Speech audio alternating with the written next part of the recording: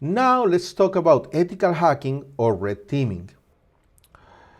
After a company already executes a vulnerability assessment and remediates, and then the penetration testing and remediates, if you want to know if there is another gap and another weakness, another way that the malicious actors can attack you in a successful way, well, you can execute an ethical hacking test to discover any other options that the malicious actors have to attack you and to steal your information and to damage your infrastructure.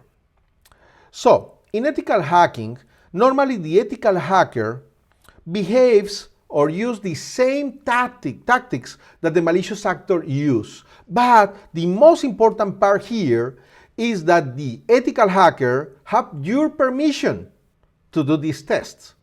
The malicious actor doesn't, right? So this is the main difference. And of course, the ethical hacker do not have a nefarious purpose. So the expert targets your organization, targets your company, and try to discover a lot of information, all the information possible, like which people works in your company for how much time, who are your clients, your relations, your technologies, etc. That's a recon, an investigation. OSINT, it's another word to define open source intelligence about your company.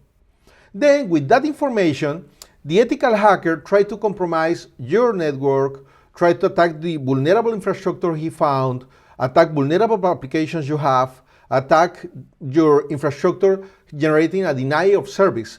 That means that he is going to try to stop this service in your web servers or in your portals. If you have a reservations portal or similar, it's going to try to stop these servers to receive the information so the people can't reach them, so he can demonstrate that you are vulnerable in that aspect. Can try to infect your infrastructure with controlled malware to detect if your countermeasures are effective or not.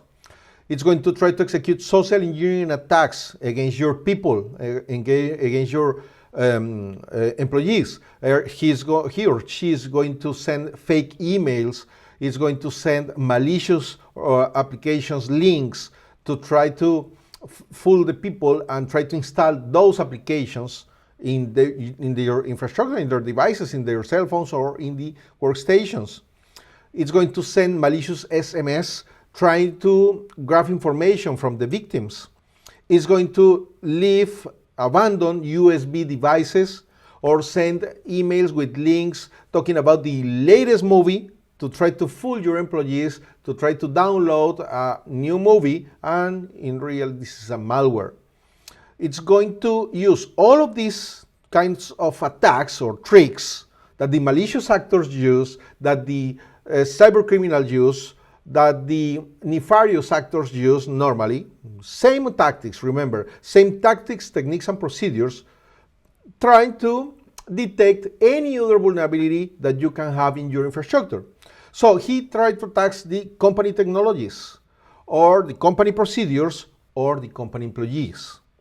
After that, you are going to receive an ethical hacking report with the evidence of all the exploitations that succeed inside this exercise.